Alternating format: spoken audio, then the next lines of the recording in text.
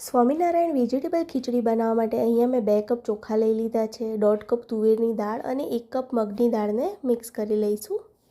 તો અહીંયા ટોટલ મેં 3 કપ દાળ ચોખા લીધા છે. હવે આપણે એને 3 થી 4 વખત સારી રીતે ધોઈને પલાળી લેવાના છે. અહીંયા ખીચડી માટે આપણે બાસમતી ચોખાનો ઉપયોગ નથી કરવાનો. દાળ ચોખાને પલાળી લઈશું અને વેજીટેબલ કટ કરી લીધા. ગાજર, કેપ્સિકમ, ટામેટાં, બટેકા અને રીંગણને કટ કરી લીધા છે. લીમડો, આદુ મરચાંની પેસ્ટ, તમાલપત્ર, લાલ મરચું, લવિંગ અને તજ લઈ લીધા છે. સિંગદાણા, વટાણા અને લીલી તુવેર લઈ લીધી છે. તમે તમારી ચોઈસ પ્રમાણે વેજીટેબલ લઈ શકો છો.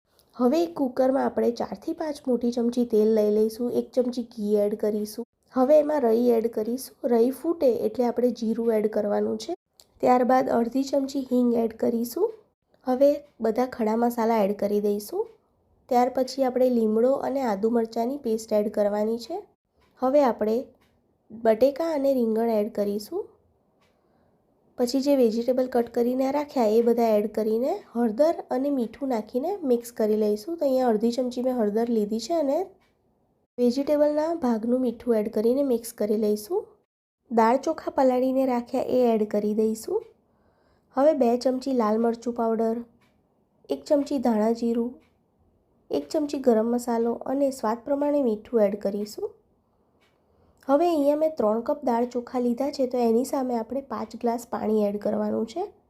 આ ખીચડી આપણે ઢીલી બનાવવાની છે, તો પાણી એડ કરીને મિક્સ કરી લઈશું. થોડું ઉકળે પછી આપણે કુકર બંધ કરીને 4 સીટી વગાડી લઈશું. તો અહીંયા સીટી થઈ ગઈ છે, તો તમે જોઈ શકો છો ખીચડી આપણી સરસ થઈ ગઈ. હવે 2 થી 5 મિનિટ આપણે ગેસ ધીમા ગેસે આને ચડવા દેવાની છે. 1 ચમચી ઘી એડ કરીશું અને લાસ્ટમાં આપણે કોથમીર એડ કરીને મિક્સ કરી લઈશું. તો આપણી વેજીટેબલ ખીચડી રેડી છે. તો આપણે આને સર્વ કરીશું. તો તમે પણ એકવાર ટ્રાય કરો અને તમને રેસીપી કેવી લાગી એ કમેન્ટ કરો. બાય.